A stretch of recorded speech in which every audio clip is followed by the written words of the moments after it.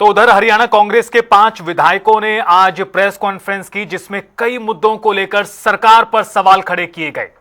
Congress party के 5 विधायक इस प्रेस कॉन्फ्रेंस में मौजूद थे, जिसमें खेल नीति, हरियाणा कौशल रोजगार निगम को लेकर सरकार पर हमला बोला गया।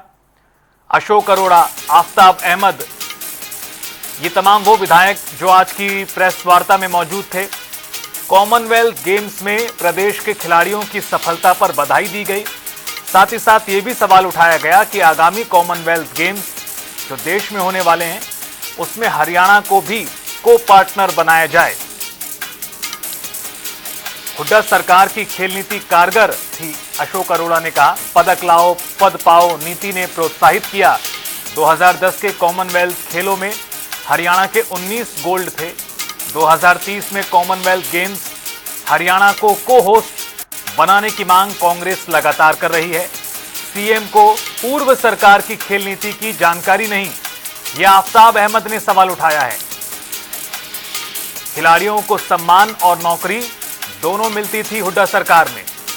कांग्रेस की हरियाणा कौशल रोजगार निगम बंद करने की मांग, एचकेआरएन को बंद किया जाए, कांग्रेस मांग कर रही है। 19 अगस्त को एचकेआरएन कार्यालय के बाहर सांकेतिक धरना भी कांग्रेस द्वारा दिया जाएगा, यह ऐलान आज किया गया है। तो ये बड़ी खबर आपको बता दें इस वक्त की। कांग्रेस पार्टी के 5 विधायक, जिसमें कई सीनियर नेता शामिल हैं, तस्वीरें आप देखिए, जिसमें कई सवाल उठाए गए हैं आज की इस प्रेस कॉन्फ्रेंस के माध्यम से, खासतौर पर कॉमनवेल्थ खेलों को लेकर और हरियाणा कौशल रोजगार निगम के मसले पर।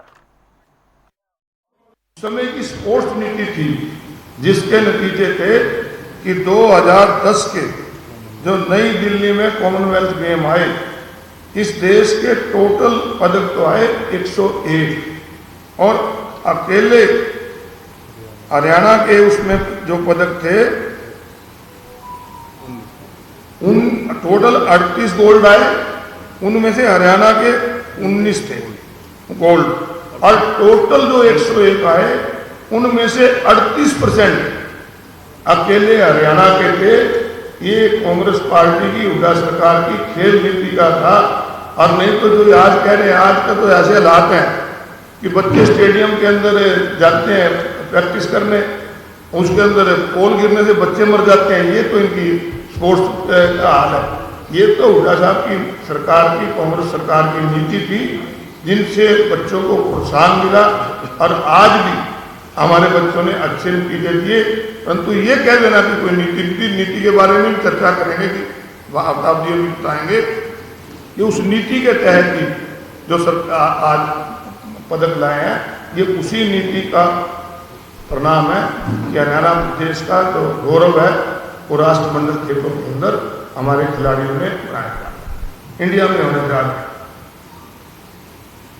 और हमारे पार्लियामेंट के मेंबरों ने भी पार्लियामेंट में भी मांग उठाई है कि हरियाणा प्रदेश, क्योंकि देश के अंदर सबसे ज़्यादा पदक लाने वाला प्रदेश है, हरियाणा प्रदेश के अंदर खिलाड़ियों के लिए नीति अच्छी है। हरियाणा प्रदेश दिल्ली के नज़दीक है और अगर कॉमनवेल्थ गेम का को पार्टनर हरियाणा को बनाया जाए, जो मांग है उसका हम समर्थन करते हैं, उससे हरियाणा प्रदेश का इंफ्रास्ट्रक्चर और बढ़ेगा, कॉमनवेल्थ का पैसा आएगा। आज भिवानी में हमारे लोग अगर अच्छी सुविधा मिलेगी और बनेगा। सोनीपत और रोहतक के हमारे पहलवान हैं, अगर उनको अच्छे स्टेडियम मिलेंगे, सुविधा बनेगी तो हमें और बढ़ेगा। इसी प्रकार एथलेटिक का फरीदाबाद के अंदर है, हमारे करनाल पानीपत के अंदर डिस्कस थ्रो का है, सबके। तो इस प्रकार इसको और बढ़ावा देना चाहिए और सरकार को चाहिए कि इनको हमारे को पार्टनर बनाए। और देश की सरकार का आपको हैरानी होगी कि हरियाणा प्रदेश के बच्चों ने किन परिस्थितियों में काम किया।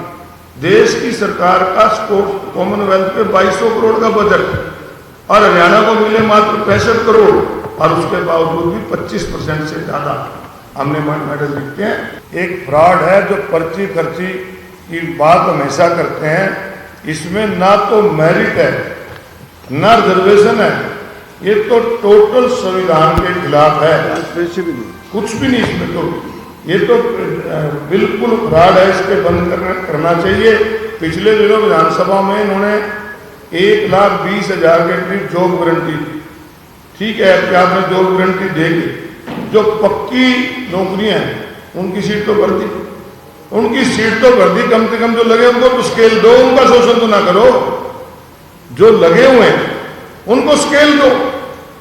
अब आपने अगर उनकी जॉब गारंटी दे दी, एक परमानेंट स्वीपर भी लगे ना, लगा है वो 45,000 ले रहे और ये 15-16,000 देते हैं, उसमें से भी जीएसटी काट लेते हैं, कमीशन साथ में ले लेते हैं। कि छोटे से छोटे कर्मचारी का भी शोषण हो रहा है।